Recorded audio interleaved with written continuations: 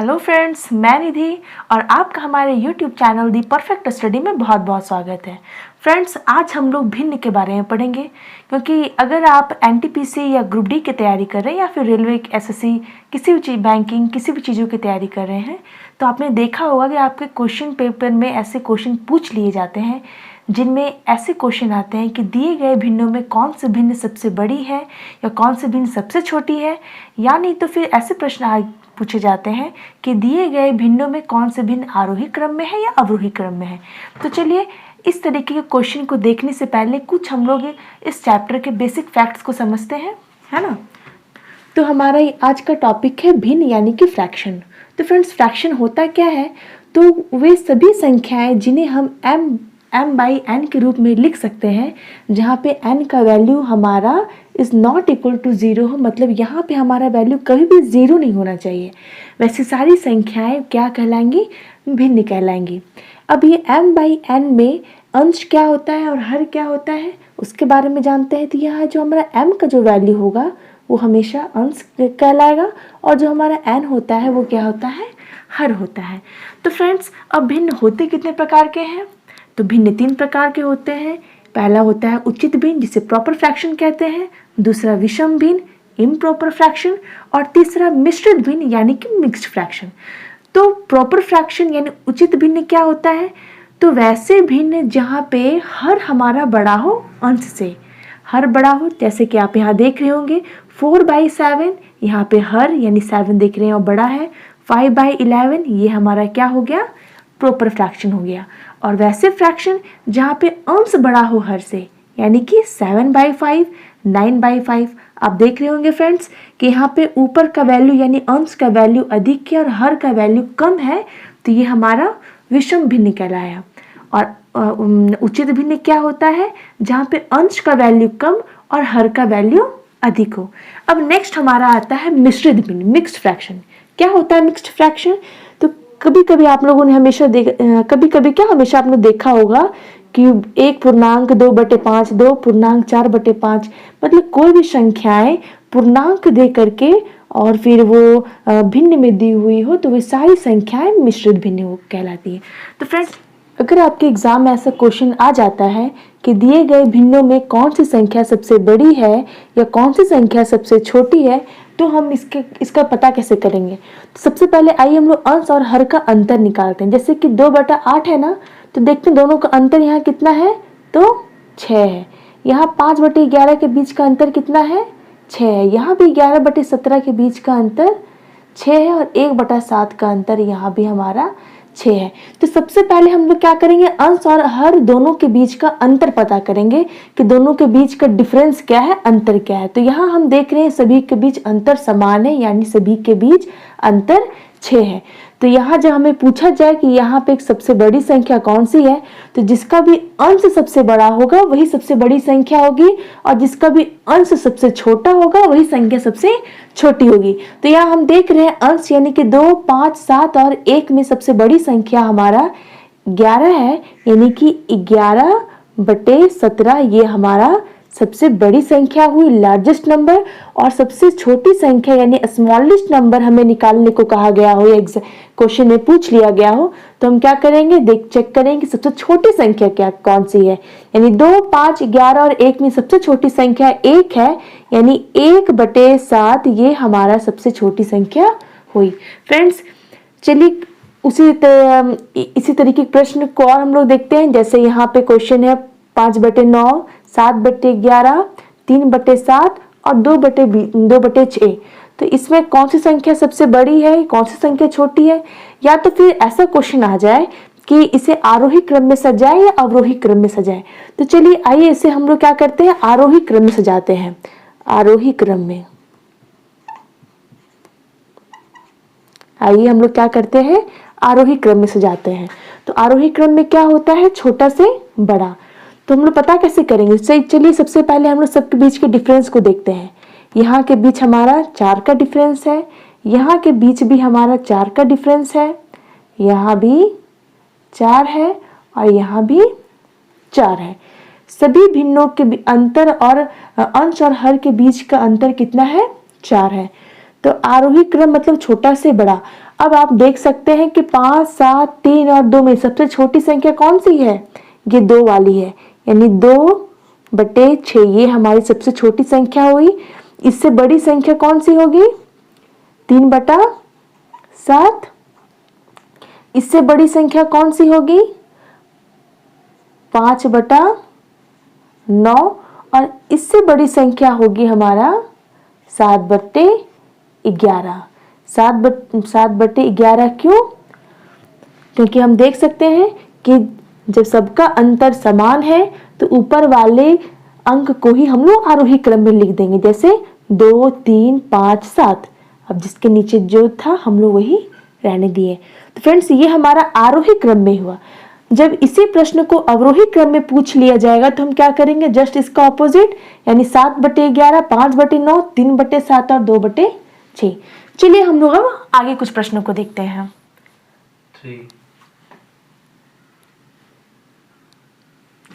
Friends, ये हमारा next question है। 7/11, 8/13, 9/14 और 11/15 में कौन सी संख्या सबसे बड़ी है? तो चलिए इससे भी हम लोग वही अंतर वाले नियम से पता करते हैं। जैसे 7 और 11, इन लोग का डिफरेंस कितना है? ये हमारा डिफरेंस मतलब अंतर यहाँ पे 4 हो गया। यहाँ पे अगर हम लोग अंतर निकाले तो कितना आएगा? यहाँ पे अंतर हमारा 5 आएगा। यहाँ पे जब हम लोग अंतर निकालते तो अंतर हमारा कितना आता है? यहाँ भी 5 आता है। और जब यहाँ अंतर निकालते हैं तो हमारा अंतर 4 आता है। ठीक है, अब हम इससे पहले वाले जो क्वेश्चन हम लोग किए थे उसमें हम लोगों ने देखा था कि सबों का अंतर, सभी संख्याओं के बीच में जो अंतर था वो कितना था? समान था, मतलब 1 था। लेकिन यहाँ पे अंतर अलग अलग है। जैसे यहाँ पे अंश और हर का अंतर 4 है, यहाँ 5 है, यहाँ 5 है और यहाँ पे 4 है। तो इस तरीके के क्वेश्चन करने के लिए हम लोग करेंगे क्या? तो फ्रेंड्स, ये थोड़ा सा पिछले वाले से हल्का डिफिकल्ट है, लेकिन उतना भी नहीं।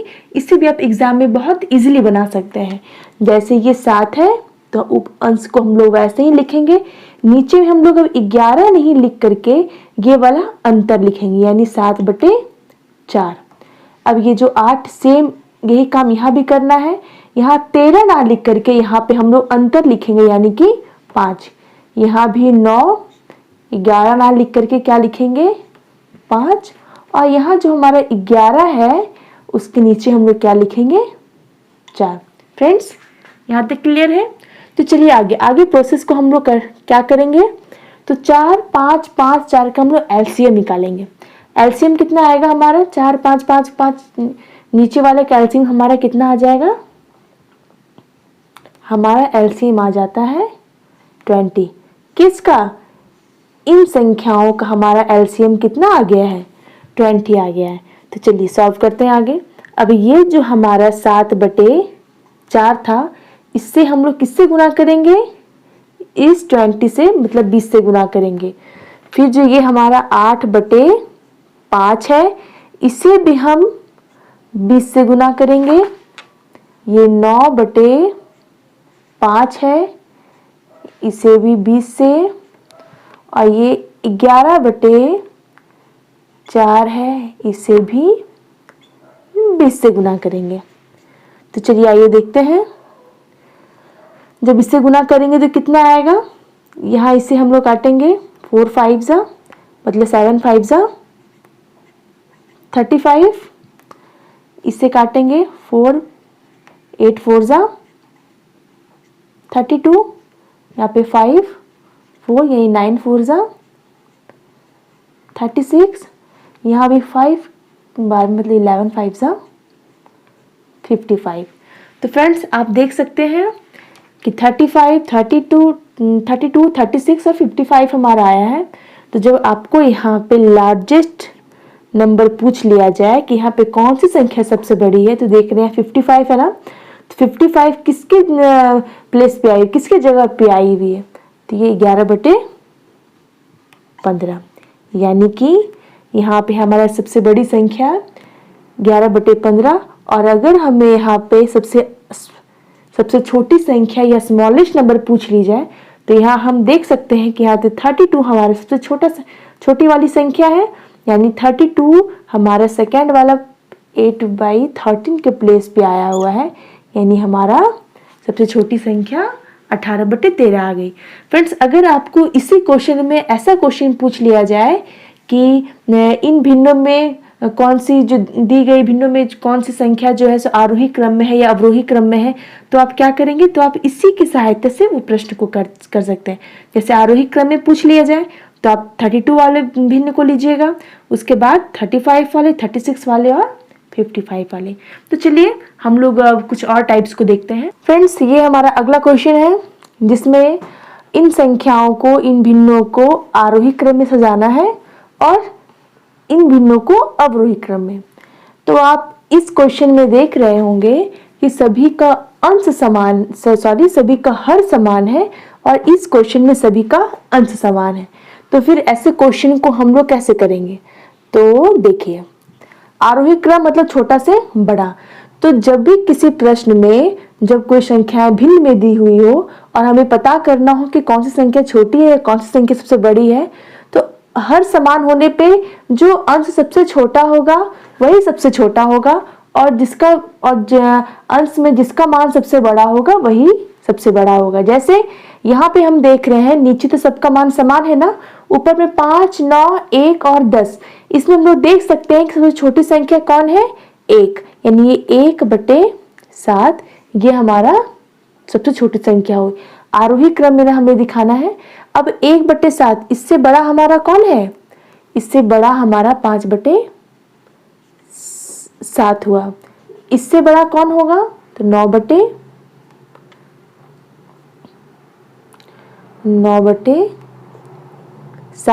और इससे बड़ा होगा हमारा 10/7। इसका मतलब हम लोग क्या जाने कि जब भी किसी भिन्न में हर का मान समान हो तो ऊपर में अंश में जिस अंश का वैल्यू सबसे बड़ा होगा वही संख्या सबसे बड़ी होगी और जिसका वैल्यू सबसे कम होगा वही संख्या सबसे छोटी होगी। ये तो हमारा आया वैसा क्वेश्चन जहाँ पे हर समान हो। अब आपके सामने ऐसा क्वेश्चन आया हुआ है जहाँ पे अंश का वैल्यू समान है, तो हम लोग क्या करेंगे, यहाँ तो हर का वैल्यू समान था और यहाँ पे यहाँ पे हर का वैल्यू समान है, यहाँ पे अंश का वैल्यू समान है। तो जस्ट इसके अपोजिट यहाँ पे करना है। यहाँ पे क्या काम करते थे, जिसका अंश बड़ा वो सबसे बड़ा हर समान होने पे, यहाँ पे हम लोग उल्टा करेंगे। यहाँ जब अंश समान है तो जिसका अंश सबसे छोटा वही सबसे बड़ा होगा।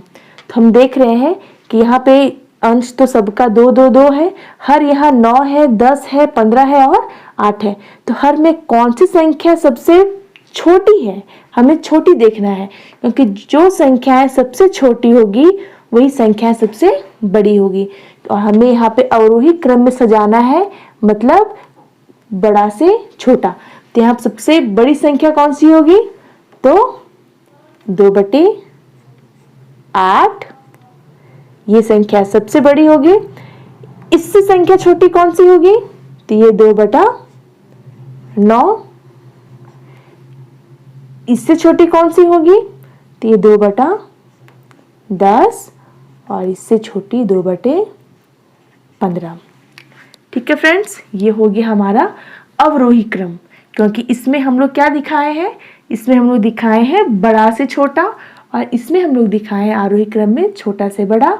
दोनों में अंतर सिर्फ यही है कि इस क्वेश्चन में हर समान है, सभी का हर समान है और इस क्वेश्चन में सभी का अंश समान है।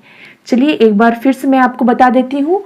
हर समान होने पे अंश का वैल्यू में जो सबसे छोटा वही सबसे छोटा, और इसमें जिसका जो हर है जो सबसे छोटा होगा वही सबसे बड़ा होगा, जस्ट इसका ऑपोजिट। इसलिए सबसे बड़ी संख्या में यहाँ पे 2/8 आया है और सबसे छोटी संख्या में 2/15 आया है। चलिए हम लोग आगे के प्रश्नों को। हमारा नेक्स्ट क्वेश्चन है जिससे पूछा गया है कि कौन सा विकल्प आरोही क्रम में है। ठीक है, तो अभी तक जो हम लोगों ने देखा था कि कैसे हम लोग पता करते थे कि कौन सी संख्या सबसे बड़ी है या कौन सी संख्या सबसे छोटी है, तो उसके लिए हम लोग अंश और हर दोनों का अंतर निकालते थे, उसके बाद पता करते थे। तो लेकिन जब आपके सामने इस तरीके के विकल्प दे दिए गए हों और पूछा जाए कि आरोही क्रम में कौन से विकल्प है या अवरोही क्रम में कौन सा विकल्प है, उसके लिए हम लोग एक दूसरी ट्रिक को भी फॉलो कर सकते हैं। ट्रिक क्या, मेथड को फॉलो कर सकते हैं। चलिए आइए उसी मेथड को देखते हैं। इस मेथड का नाम है क्रॉस मल्टीप्लिकेशन, यानी आर पार गुना नियम। आर पार गुना नाम से ही पता चल रहा है, इस आर पार मतलब तिरछा गुना करना है। तो हम लोग आइए फर्स्ट वाले ऑप्शन को, फर्स्ट वाले विकल्प को चेक करते हैं कि ये वाला जो विकल्प है वो आरोही क्रम में है या नहीं। तो आरोही क्रम में होने के लिए ये हमें सबसे छोटा चाहिए, फिर इससे बड़ा ये, इससे बड़ा ये और इससे बड़ा ये, मतलब सबसे बड़ा ये होना चाहिए। तो चेक करते हैं कि ये संख्या सबसे छोटी है या नहीं। तो आइए देखते हैं। 6 हम लोग इस ऐसे मल्टीप्लाई करेंगे तिरछा, तो 6 2 जा 12 और 9 1 जा 9। फ्रेंड्स ये हम देख रहे हैं कि यही संख्या, पहली वाली संख्या बड़ी हो जा रही है और दूसरी वाली संख्या छोटी, यानी कि यहाँ पे 9 है। तो ये हमारा पहला ऑप्शन क्या हुआ, ये पहला ऑप्शन हमारा गलत हुआ। तो जैसे ही ये गलत हुआ हम लोग दूसरे वाले ऑप्शन पे आएंगे। दूसरे वाले ऑप्शन पे आने के बाद तो यहाँ भी वही काम हमें करना है, क्रॉस मल्टीप्लाई करेंगे। क्रॉस मल्टीप्लाई 9 1 जा 9 और 6 2 जा 12। चलिए ये सही है, हमारा 9 से बड़ा 12 हुआ। नेक्स्ट ऑप्शन हम लोग नेक्स्ट देखेंगे क्या, फिर से तिरछा से हम लोग मल्टीप्लाई करेंगे। 9 4 जा हमारा यहाँ पे 36 हुआ और 15 2 जा यहाँ पे अब हमारा कितना हो जाएगा, 30 हो जाएगा। फ्रेंड्स अब तो इसका काम नहीं है, तो इसको हम लोग इरेज कर सकते हैं। ठीक है, यहाँ तक तो सही है। इसके आगे वाले चलिए कुछ चेक करते हैं। यहाँ हमारा 30 है, ये 36 मतलब 4/15 2/9 से बड़ी है। अब हमें लास्ट वाले डिजिट को चेक करना है, तो इसे कैसे हम लोग चेक करेंगे, तो आइए इसे भी वैसे ही करते हैं, क्रॉस मल्टीप्लाई। मतलब 11 को 4 से मल्टीप्लाई करेंगे तो 44 और 15 को 3 से करेंगे तो 45। यहाँ भी हम देख रहे हैं कि ये संख्या छोटी और ये संख्या बड़ी, मतलब इससे बड़ी संख्या ये, इससे बड़ी संख्या ये और इससे बड़ी संख्या ये, मतलब ये हमारा आरोही क्रम में हुआ। यानी इसका सही ऑप्शन हमारा क्या हो गया, ऑप्शन नंबर 2। जब ये दूसरे नंबर में हमें पता चल गया है तो ये ऑप्शन 3 और ऑप्शन 4 को चेक करने का ज़रूरत नहीं है। ठीक है फ्रेंड्स, तो आप हमें बताएं कि आपको ये वीडियो कैसा लगा। अगर आपको ये वीडियो पसंद आया हो तो चैनल को सब्सक्राइब करें, वीडियो को लाइक करें और फ्रेंड्स में शेयर करें। Thank you.